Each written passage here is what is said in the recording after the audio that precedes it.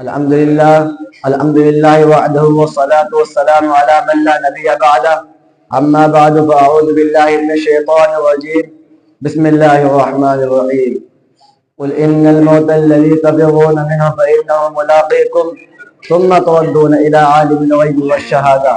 وينبئكم بما كنتم تعملون وقال النبي صلى الله عليه وسلم كن في الدنيا كأنها غريب أو عابر السبيل کہ جنگا جی لگانے کی دنیا نہیں ہے، یہ عبرت کی جا ہے، تماشا نہیں ہے۔ ایک دن مرنا ہے، آخر موت ہے، کر لے جو کرنا آخر موت ہے۔ برادران اسلام اور محترم حاضرین، موت ہر جاندار کے لیے کتنا بھیانک اور کیسا خطرناک لفظ ہے۔ موت سے ہر شخص بھاگتا ہے، بچہ ہو یا جوان، بوڑھا ہو یا بوڑھی، مرد ہو یا عورت، جھوپڑیوں کا رہنے والا ہو یا کوٹھیوں کا، دیہاتوں کا رہنے والا ہو یا شہروں کا، مسافر ہو یا مقیم، موت کے اس طلب گھوٹ کو کوئی پینا گوارا نہیں کرتا، موت کی آواز کوئی سننا نہیں چاہتا،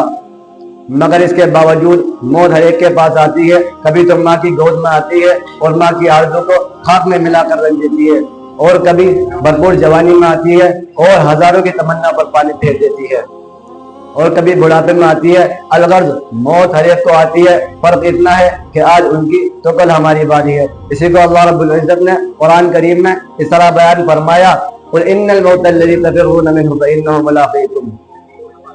اے نبی فرما دیجئے، جس موت سے تم فرار کرتے ہو وہ کہیں ضرور ملے گی، اور تمہیں اس مالک کی طرف لوٹنا ہے جو تمہارے ظاہر و باطن اندر باہر کا علم رکھتا ہے، اور کل قیامت کے دن جس میں اولین و آخرین جمع ہوں گے اور نفسی نفسی کا عالم ہوگا، تمہارے اعمال سے متنبع کرے گا۔ اگر تم نے خدا تعالیٰ اور اس کے رسول کی اطاعت و فرما برداری میں زندگی گزاری تو کل قیامت کے دن حشر کے میدان میں نامہ اعمال تمہارے دائیں ہاتھ میں دیا جائے گا، اور فرشتوں سے کہا جائے گا اسے جنت میں داخل کر دو، اور یہ پیغام سنا دو کہ اب کبھی بھی تمہیں موت نہیں آئے گی۔ اور اگر تم نے خدا تعالیٰ اس کے قانون کو توڑ کر مخلوق خدا کو تکلیف دینے میں زندگی گزاری، حلال کو حلال اور حرام کو حرام نہیں سمجھا، رشوت اور سود سے اپنی جیب کو بھرا، یتیم اور بیوہ کی دولت پر تم نے ڈاکہ زنی کی، تو کل قیامت کے دن ناکامی کا جھنڈا پیچھے کی طرف سے بائیں ہاتھ میں پکڑا دیا جائے گا، اور فرشتوں سے کہا جائے گا اس کمبخت کو لے جاؤ اور جہنم میں انہیں ڈال دو۔ میرے دوستو، دنیا میں انسان مال و دولت کمانے اور حاصل کرنے کے لیے بڑی کوششیں کرتا ہے، راتوں میں جا کر، دنوں میں تھک ہار کر اور خون پسینہ ایک کر کے مال جمع کرتا ہے، لیکن جب اس کی موت کا وقت آتا ہے اور روح پرواز کر جاتی ہے تو لوگ اس کی ساری دولت لے لیتے ہیں، اور اگر اس کے بدن پر کوئی زیور ہوتا ہے، خواہ وہ معمولی ہی کیوں نہ ہو، اسے بھی اتار لیتے ہیں، اور اسے اپنی دولت سے سوائے کفن کے کچھ حاصل نہیں ہوتا،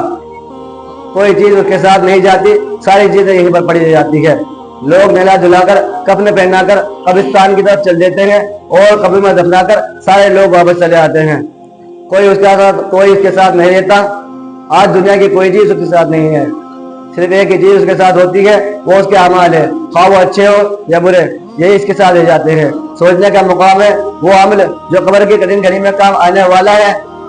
وہ ہمارے پاس کتنا ہے، اور وہ آل و اولاد و مال و متاع جو اس مشکل وقت میں ہمارے ساتھ چھوڑ دیں گے، اس کو جمع کرنے کے لیے ہم کتنے فکر مند ہیں، کیا جمع کرنے کی چیز تھی اور کیا جمع کر رہے ہیں۔ اس کا میرانیس نے اس کا نقشہ اس طرح کھینچا ہے کہ کیا کیا دنیا سے صاحب مال گئے، نہ دولت ساتھ گئی نہ اطفال گئے، پہنچا تو لحد تک آئے سب لوگ، ہمارا اگر گئے تو اعمال گئے۔ میں